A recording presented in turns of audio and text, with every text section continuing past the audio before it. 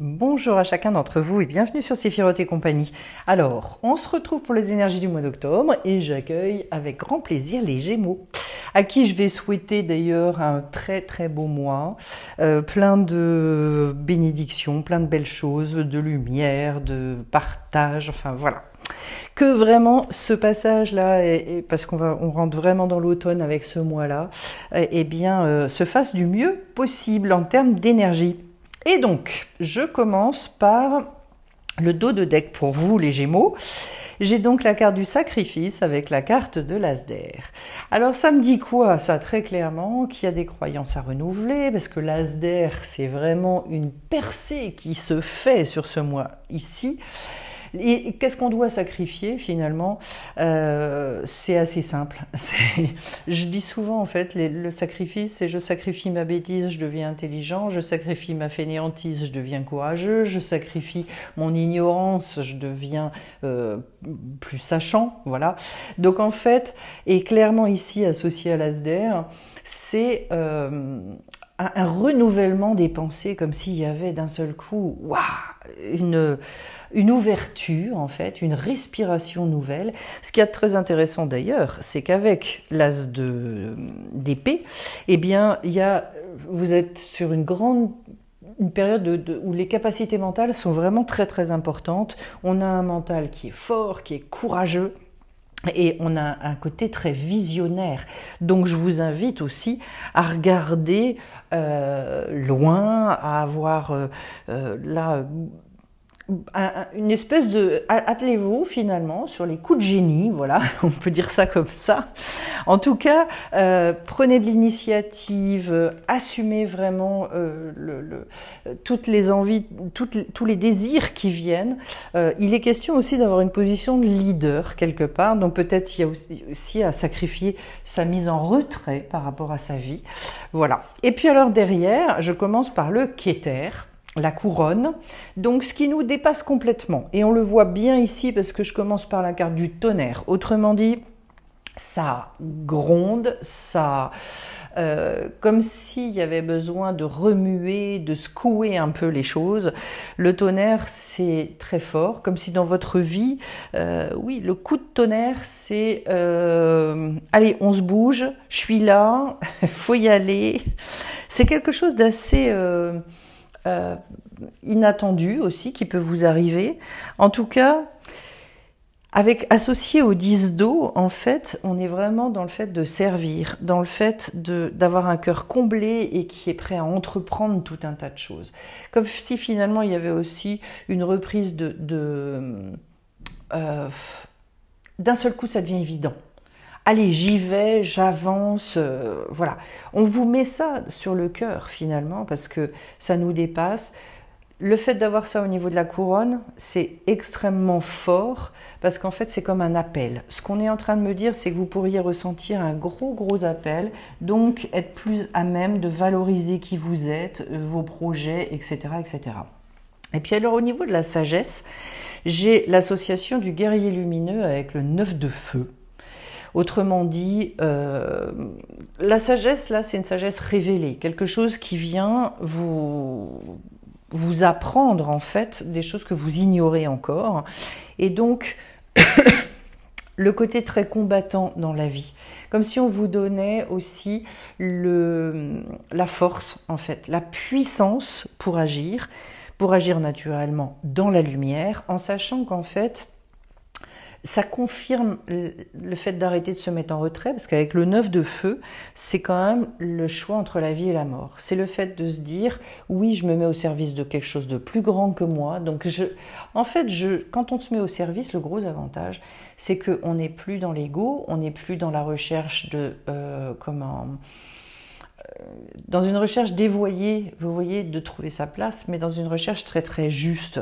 Je le disais souvent à mes élèves quand je faisais des spectacles de théâtre musical et qu'ils avaient le trac, et je leur disais, mais mettez-vous au service de l'histoire que vous racontez, au service du personnage que vous incarnez, et vous allez voir que déjà, si vous pensez à ça au lieu de penser à vous, eh bien c'est plus facile. Et donc, en fait, j'apporte quoi au monde? Je me positionne. Et finalement, c'est tout mon être qui se met au service de quelque chose qui va me dépasser. Et là, en fait, je rentre dans une œuvre, je crée une œuvre aussi, je suis co-créateur avec l'univers. Ça devient très enthousiasmant finalement à ce stade-là. Et puis alors en face, au niveau de la Bina, donc l'intelligence va consister en quoi pour vous? Eh bien, j'ai la carte de la récupération d'âme avec la carte de la tempérance. La récupération d'âme, c'est la capacité à exprimer des parties de soi, des parties spirituelles, qu'on n'avait pas encore réussi à exprimer. Donc en fait, cet éparpillement, il vient d'où? Il vient du fait qu'il y a des blocages et il y a des empêchements d'accéder à. De toute façon, quand on avance dans notre vie, on se rend compte que tout était déjà là. Je sais pas, et j'espère pour chacun d'entre vous que vous avez fait l'expérience du truc qui s'ouvre là, de cet accès à une compréhension qui nous dépasse d'un seul coup. Ça ne veut pas dire que d'un seul coup, on vous a rajouté quelque chose, mais tout simplement que vous avez réussi à accéder à cette chose-là.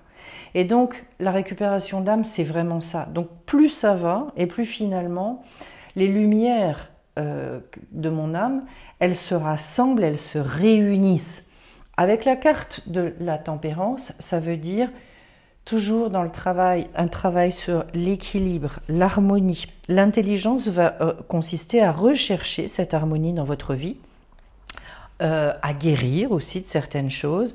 Il est question de fluidité, de laisser les énergies circuler. Et effectivement, en fait, je vous parlais de blocage avant. Eh bien oui, plus vous allez rentrer dans cette espèce de fluidité. Et pour ce que j'en ai expérimenté dans ma vie, la fluidité, elle naît aussi avec l'action, avec en fait de rester toujours en action.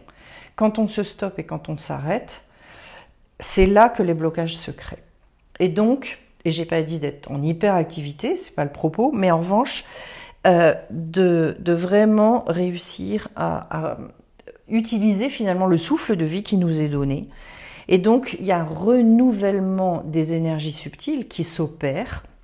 Donc, c'est hyper intéressant. Et oui, c'est très intelligent de fonctionner comme ça, parce qu'en fait, ça renourrit complètement, ça nous rebooste et ça nous permet de faire des choses qu'on n'a jamais faites. Et puis derrière, au niveau du Da'at, donc le discernement, j'ai la quiétude avec la reine d'eau. Elle est sortie plusieurs fois, cette reine, et elle va concerner vraiment cette capacité à beaucoup recevoir, se faire réceptacle, c'est-à-dire s'attendre à accepter aussi qu'on ait besoin soit des autres, soit d'écouter les messages de l'univers, etc. Plus on se fait réceptacle d'ailleurs, et plus finalement nos vies sont fertiles, riches. Ça veut dire quoi, se faire réceptacle? Ça veut dire à un moment donné, je prends un peu de recul, je me détache des choses et j'attends de recevoir quelque chose qui me fait vibrer à un moment donné, qui me parle. Donc en fait, au lieu d'être trop dans... comment dire? C'est une question de posture. Soit on est trop dans le fait de vouloir avancer, mais de manière pas juste. Donc je fais trop en fait. Soit on est trop dans le retrait. La posture juste, c'est d'alterner les deux. C'est-à-dire à la fois le retrait pour accepter de recevoir, et puis après je réavance et je me mets en position de recul et je réavance. Voilà, c'est un peu le flux et le reflux. Et c'est ça qui va vous apporter la quiétude. C'est très intéressant. Donc au niveau du discernement, en fait, ce qu'on est en train de vous dire, c'est soyez très à l'écoute et sachez qu'en fait, si vous voulez continuer à évoluer, ne vous arrêtez pas là où vous en êtes, mais au contraire, nourrissez-vous vraiment de la richesse de l'autre aussi. Et puis alors derrière, j'ai au niveau de la bonté, j'ai la carte du témoin et le 2 d'eau. Alors, ce témoin, c'est un personnage qui, justement, est dans ce détachement, dans cette situation de recul, où finalement, c'est intéressant d'être témoin parce que ça permet de développer ce que moi j'appelle l'observateur, c'est-à-dire, je projette beaucoup moins, en fait, avec cette carte-là. Je suis beaucoup plus dans le fait de pouvoir justement me nourrir de la richesse de l'autre. Je dis pas que je sais, mais je viens en fait confronter les comportements, les idées de l'autre à là où j'en suis.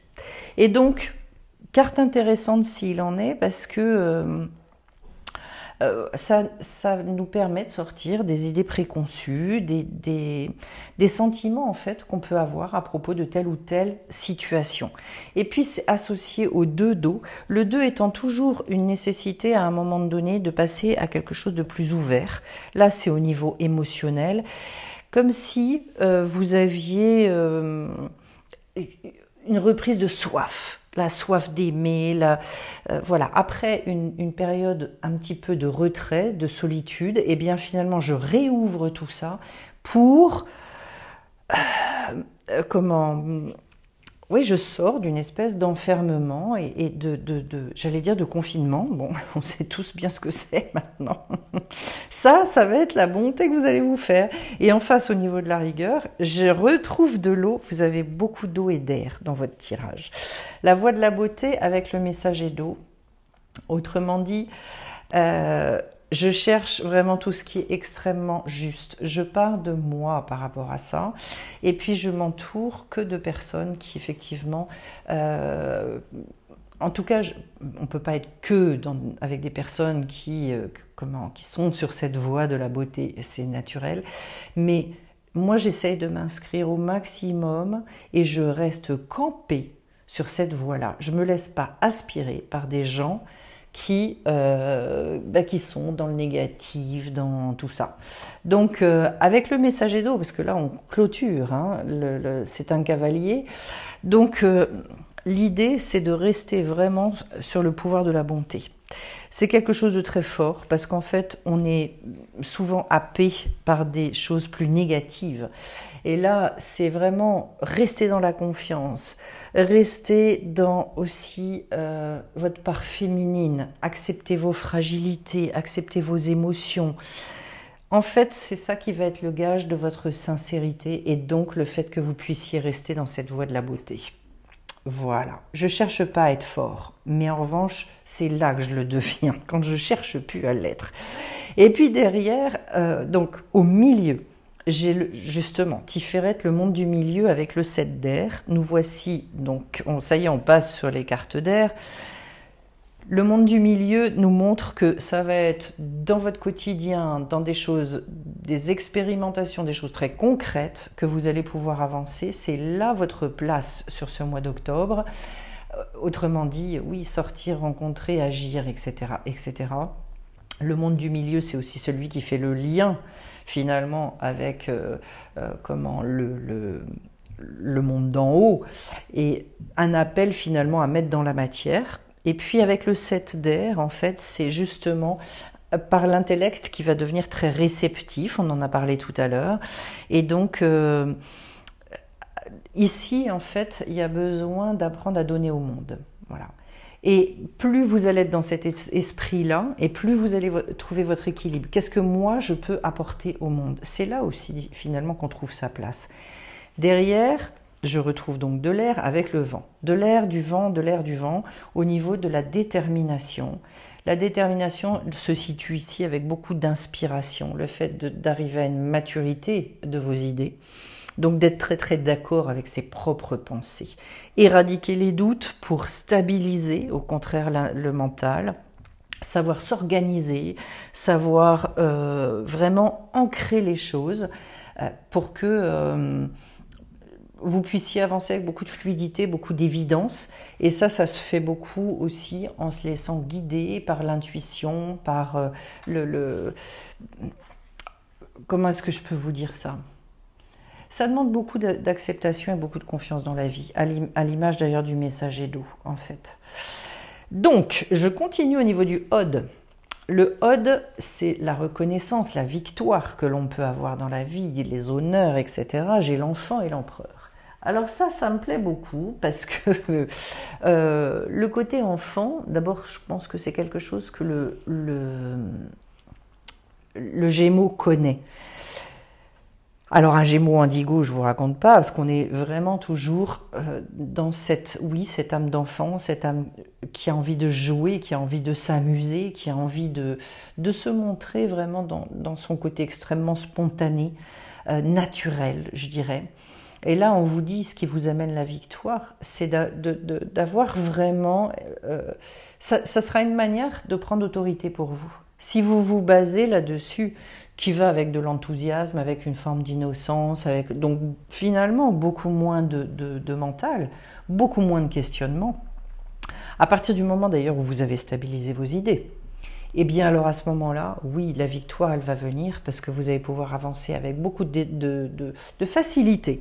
L'empereur, je dirais que l'impératrice a fait le tri des projets, elle savait ce qu'il fallait mettre en œuvre, elle était dans l'expression, l'empereur, lui, va rentrer dans le fait de mettre dans la matière. Il y a ce côté effectivement très sûr de soi, en fait, une grande, grande confiance en soi. Là aussi, idée de stabilité, de sécurité, et avec des nouveaux territoires à conquérir. Très clairement, des nouveaux projets. Donc en fait, c'est pour ça qu'on a besoin de réorganiser les choses et de restructurer, c'est très important. Mais toujours avec cette âme d'enfant, avec ce côté très jovial, enthousiaste, etc. Et puis alors, j'ai quelque chose de pas banal ici. Et l'association est magnifique d'ailleurs, puisqu'au niveau du Yesod, le fondement de tout, c'est le monde inférieur avec la Lune. Alors, le monde inférieur, c'est quand même tout ce qui vient nous chercher dans nos zones d'obscurité, dans cette ombre-là qui nous enquiquine. C'est-à-dire que ce qu'on vous dit, c'est que la richesse, là, avec la Lune, les ressources nouvelles que vous allez pouvoir exprimer, elles ne se trouvent pas forcément que dans votre lumière. Elles se trouvent là où vous avez vos gènes, là où vous avez encore des difficultés, et qu'en fait, on a toujours peur d'aller regarder là-dedans. Alors, il ne faut pas patauger là-dedans et rester ad libitum, hein, ce n'est pas le but du tout. Mais que quand il y a quelque chose qui remonte, eh bien, c'est vraiment extrêmement fertile parce que c'est l'occasion de le traiter. Et paf, après, on avance. Et d'ailleurs, la Lune, bon, on est en période là où la Lune recommence sa croissance. Et je trouve que ce qu'on est en train de vous dire avec ce tirage, et profitez-en, c'est que finalement, dans ces zones d'ombre-là, il y a un appel à découvrir des choses qui sont encore inconscientes et qui vont être un socle très important pour ce que vous allez pouvoir mettre en place dans vos nouveaux projets, dans tout ça. Ce sont toujours, et sachez-le de toute façon, quand on nous montre des choses comme ça, c'est pour nous amener à des libérations, à des prises de conscience très très importantes. La Lune, c'est vraiment aussi toute l'acceptation des cycles. On en revient sur la notion de féminin, et je vous invite justement à vous arrêter sur ce que ça signifie pour vous aujourd'hui, comment exprimer les choses, comment avancer par rapport à cette lune, en sachant que c'est un degré tout de tendresse, tout de douceur, où il y a une grande gestation en fait. Et dans cette gestation, vous allez trouver des choses extrêmement fertiles. C'est toute la notion de sacré aussi. En même temps, voilà, la lune, elle est associée à la chance, à la vérité, au mystère, aux révélations. Donc, vous voyez, dans votre monde ici, associé au monde inférieur, on est quand même sur des choses très profondes et très intériorisées. Ça va bien avec la carte du sacrifice d'ailleurs. Et puis alors, je finis avec la montagne sacrée et l'as de terre. Alors, la montagne sacrée, toujours cette envie d'élévation, cette envie de grimper, de changer de plan de conscience, etc. Et là, on est au niveau de la malchoute, c'est-à-dire la royauté, ici, dans ce monde. Qu'est-ce qui se passe? Même pour moi, ça me parle beaucoup d'élévation de conscience. Et on vous dit, vous allez avoir des opportunités, ça va être cadeau de la vie. L'as de terre, c'est vraiment ça. Pour accéder à justement des libérations, les guérisons dont vous avez besoin, c'est une énergie matérielle extrêmement forte c'est contenu dans cet as-là, avec tout un tas de potentialités extraordinaires. Et donc, il est question aussi d'aller conquérir finalement un territoire, de remettre aussi certains aspects très concrets de votre existence en questionnement, surtout associés à la montagne sacrée d'ailleurs. En tout cas, je vous invite à voir grand, à envisager un gros renouveau dans votre vie, parce que manifestement, on en est bien là. Et vous savez, dans le cadre de la carte justement sur le sacrifice, c'est intéressant parce que du coup, des fois justement pour voir grand, il faut sacrifier la petitesse. Des fois pour voir grand, il faut sacrifier son absence de confiance en soi, apprendre à se valoriser, apprendre à se montrer. Enfin, il y a plein de choses comme ça. Alors, je vais aller prendre 3 cartes maintenant avec l'oracle Origine. Le courage. Waouh! Donc, effectivement, avancez avec courage et cette détermination qu'il va vous falloir. La douceur, on en a parlé avec la féminité. Ça m'intéresse beaucoup parce que... Et le sacré, et ben voilà. Et ben regardez, ça résume super bien le tirage que l'on a eu. Courage, douceur et sacré. Autrement dit, ce que j'entends dans votre tirage, c'est armez-vous en fait de vos convictions. Partez de ces convictions-là parce que c'est elles qui vont nourrir votre détermination, qui vont nourrir le fait de rien lâcher, d'aller au bout. Et mais envisagez-le en même temps. Je le ressens intérieurement avec énormément de douceur, c'est-à-dire dans vos motivations, il faut que vous ayez, et c'était le message d'ici, c'est-à-dire voyez-le comme je vais vraiment apporter toute ma bonté au monde, ma générosité, tout ce que je possède en moi de plus tendre, de plus altruiste, eh bien je vais pouvoir l'offrir à l'autre. Et c'est un acte sacré pour moi. C'est un acte qui nous ramène beaucoup au sens de la vie, au sens que l'on donne à notre vie. Et pour moi, tout ce qui est sacré, ça veut dire tout ce qu'on réussit à faire avec du sens, avec cet amour dont on parlait avec le grand A, qui finalement systématiquement construit. Voilà. Le sacré, c'est tout ce qui construit. Et puis qui nous met beaucoup en lien justement avec tout ce qui nous dépasse et qui nous donne cette espèce d'ouverture au monde assez extraordinaire. Alors, avant de vous quitter, je vais d'abord commencer par remercier ceux qui me laissent des commentaires, des likes. Merci beaucoup parce que ça nourrit cette chaîne, parce que vous savez que voilà, c'est aussi une manière de communiquer avec moi et de me montrer votre présence ici. Je vous en remercie. Et d'autre part, donc je précise qu'il reste des places, à la fois pour la formation des lettres hébraïques, qui commence donc le 4 octobre, et qui est une formation vraiment fondatrice pour tous ceux qui font un travail sur eux. À chaque fois, ça a bouleversé la vie des personnes qui ont fait cette formation. Et puis d'autre part, j'ai également des places pour le stage, gérer ses énergies, donc stage qui aura lieu du 21 au 23 octobre sur Pélissane. Si vous êtes intéressé, n'hésitez pas à aller voir ça sur sephirotetcompagnie.com et n'hésitez pas aussi à me contacter pour besoin de renseignements complémentaires et on se retrouve bien vite sur la chaîne. Je vous embrasse tous et je vous dis à très très vite. Bye bye.